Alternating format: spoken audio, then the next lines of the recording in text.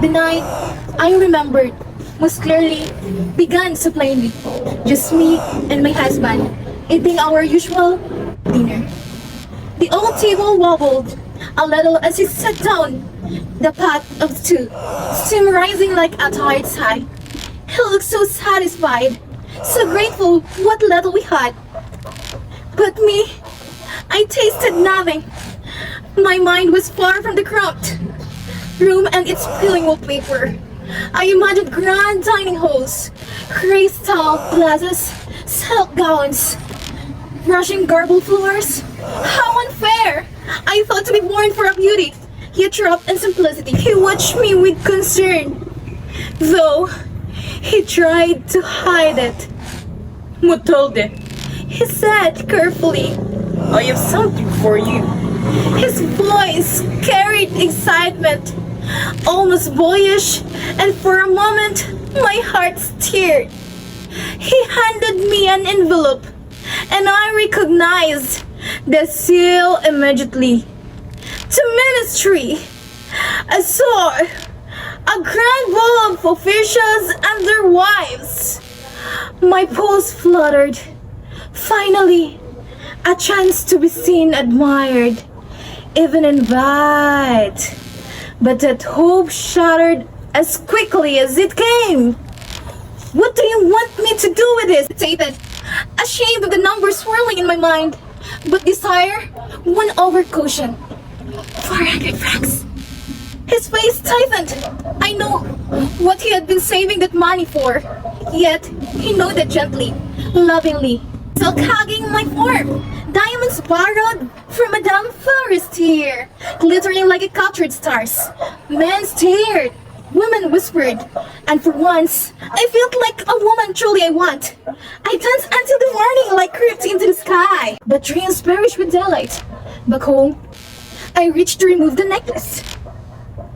The glass slipped under my fingers. And then, nothing. No cold dreams, no velvet ribbon, no glitter, just emptiness. A scream formed in my throat, but died before reaching my lips. My hands trembled as I looked every fold of my gown, my purse, the carriage floor, the hallway. Gone! Completely gone! Monsieur Loisel, I cried. Monsieur Loisel!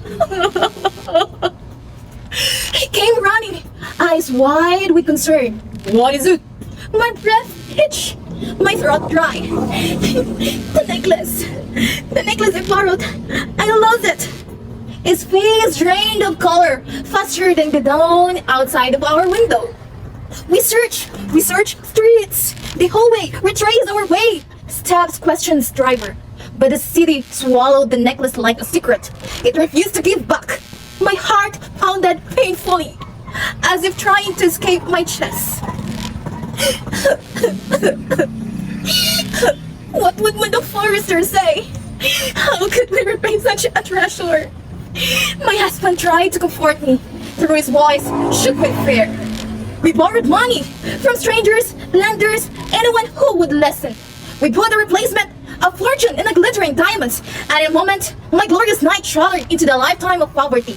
My days become blur of washing floors, haggling over bread, scrubbing until my hands cracked. The woman once I dreamed of luxury becomes a woman who crawled through the survival. All because I wanted to shine on the night. All because I wanted to become more than I was. Now, whenever I sit at a table, simple food before me, my husband worn and tired, I remember that night. I remember the dress, the jewels, the glory, and the cost.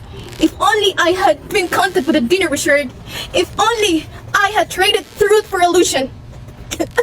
This would never happen. If only I'd understood that happiness is more than worth it, and is not earned but lived. And now my heart whispers the regret I never dared say loud.